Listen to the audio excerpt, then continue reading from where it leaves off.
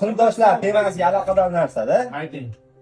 Odam pul topib ko'tarilgandan keyin ko'pchilikka e'tibor bersalar, sinfdoshlardan uzoqlashib qoladi-yu. Sizga o'xshayapti. Menga o'xshayapti.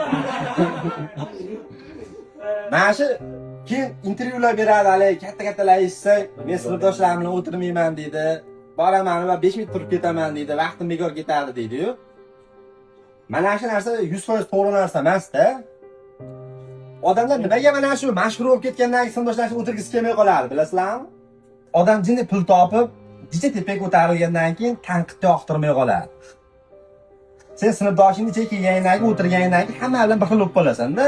U senga o'zing yoqqan hazilni ham qiladi, yoqmagan hazilni ham qiladi. To'g'ri ham gapiraveradi, noto'g'ri ham gapiraveradi, o'ziniki to'g'ri deb turaveradi. Senga o'zi yoqmay qoladi. Bo'lmasa tushunasan, tanqid ko'tarolmay qolasan. O'zi ko'rasan, sen boshqaruv desam, boshqaruv senga to'g'ri degan tanqidni seni ko'tarmay qoladi. Odam hamma tanqid bor joyga intilmaydi-da. Ko'proq tanqid bor joydan uzoqlashadi. Bular aytmoqchi bo'lgan narsam, mash tanqid, mash sinfdoshlarga kirish bor-ku, foydali-da. Bu kunida mayli har kunga o'tirish shart emas. Lekin o'sha bir oyda bir marta bo'lyaptimi, kelib sinfdoshlarni o'tirib qo'yish kerak-da. U seni vazifang. Sen osmonga chiqib ketib, ko'tarilib ketgan taqdiringni ham o'sha vaqtim bo'lmay qoldi, umuman ishimga isbot qilmayapman deydi-ku. O'shaning uchun ko'tarilib ketmasdan, o'sha sen bilan o'sha payt 9-yilda yashadimi?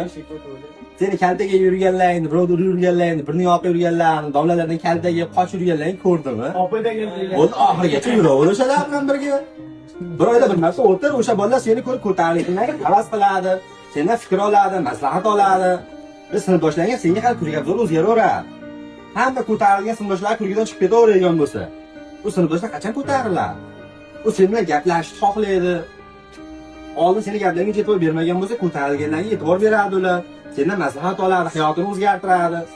O'shaning uchun sinfdoshlar kuniga kirib turish kerak, o'shanda sinfdoshlar umumiy o'zgaradi.